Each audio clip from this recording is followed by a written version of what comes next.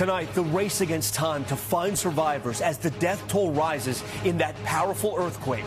The new images from the moment the quake struck Morocco, sending people running for their lives. The frantic search as the death toll soars beyond 2,800. The frantic search as the death toll soars beyond 2,800. Frantic. If an activity is frantic, things are done quickly and in an energetic but disorganized way, because there is very little time.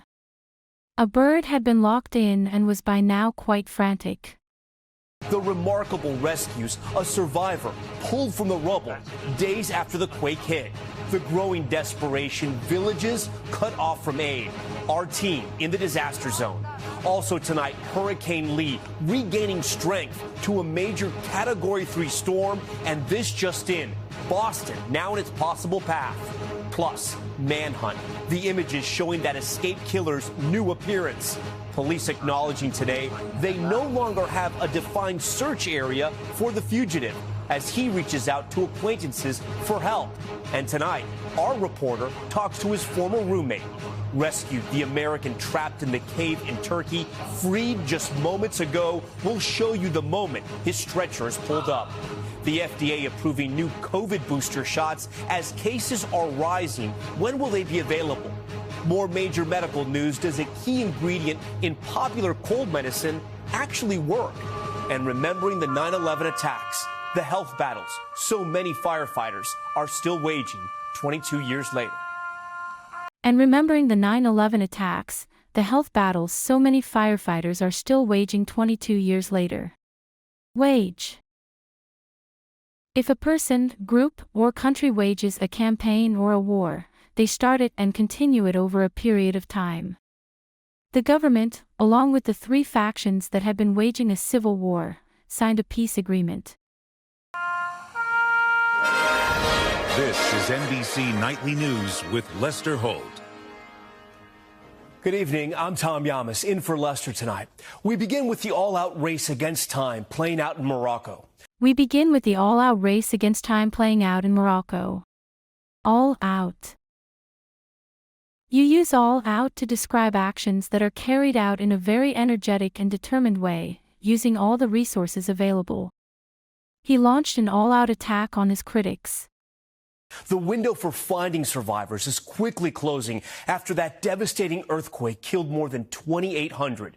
But there are some signs of hope. This was a rescue earlier today. Survivors pulled from the rubble 3 days after the earthquake hit. And look at this. New aerials showing just how extensive the destruction is and just how challenging the task is for rescuers. And look at this new aerial showing just how extensive the destruction is and just how challenging the task is for rescuers. Aerial. You talk about aerial attacks and aerial photographs to indicate that people or things on the ground are attacked or photographed by people in aeroplanes. Weeks of aerial bombardment had destroyed factories and motorways. And tonight, we're also getting new video of the moments the 6.8 magnitude quake hit. Here it is. You can see people fleeing in fear, running into the streets as debris falls all around them. We begin tonight there in Morocco with Matt Bradley. Tonight, high in the Atlas Mountains, glimmers of hope. Tonight, high in the Atlas Mountains, glimmers of hope. Glimmer of hope. A glimmer of hope is the belief that there is a slight chance that something positive will happen. It is a glimmer of hope for the industry. Survivors brought out on stretchers, somehow making it out alive after the most powerful quake to hit Morocco in over a century. This man clutching his two daughters, his other two children were killed. This man clutching his two daughters, his other two children were killed. Clutch. If you clutch at something or clutch something, you hold it tightly, usually because you are afraid or anxious. I staggered and had to clutch at a chair for support. These were the horrifying moments when this massive 6.8 magnitude quake struck Friday night, sending customers pouring out of a restaurant, buildings crashing down, this man managing to escape just before the roof caved in. This man managing to escape just before the roof caved in. Cave in. If something such as a roof or a ceiling caves in, it collapses inward.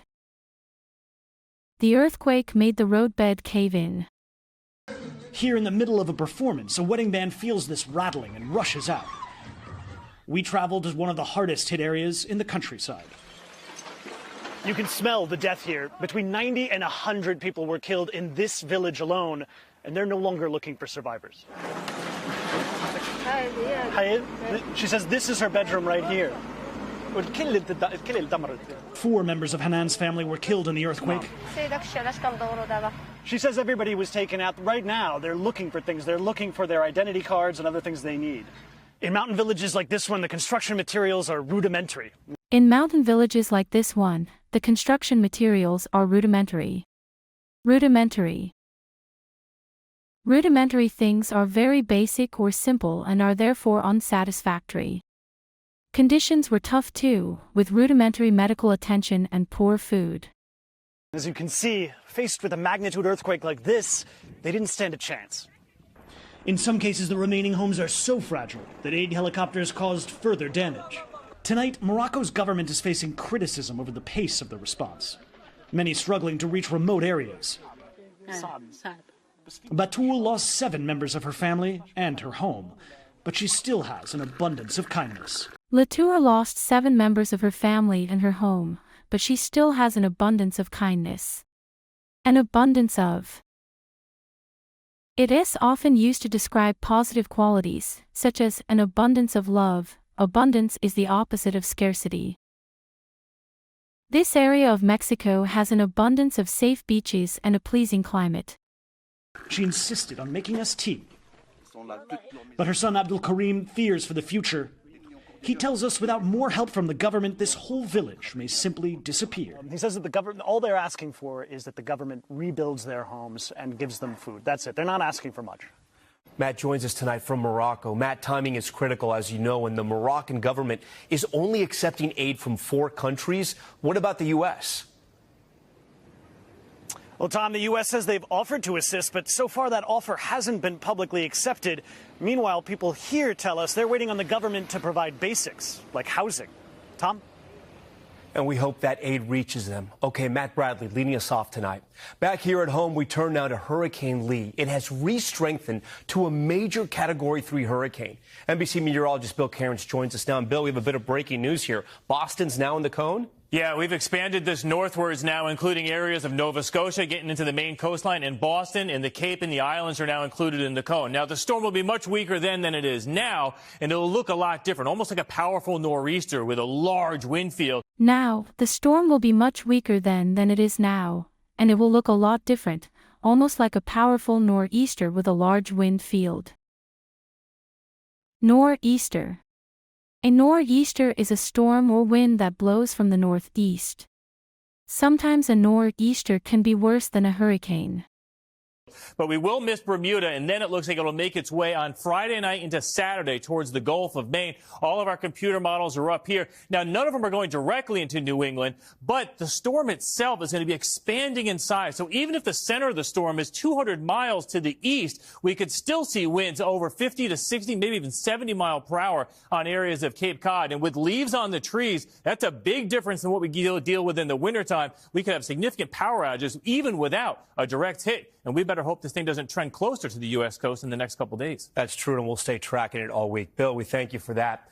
Now to that manhunt for an escaped killer in Pennsylvania. Police acknowledging today they no longer have a defined search area after he slipped through their perimeter and changed his appearance. George Solis is there on the ground for us.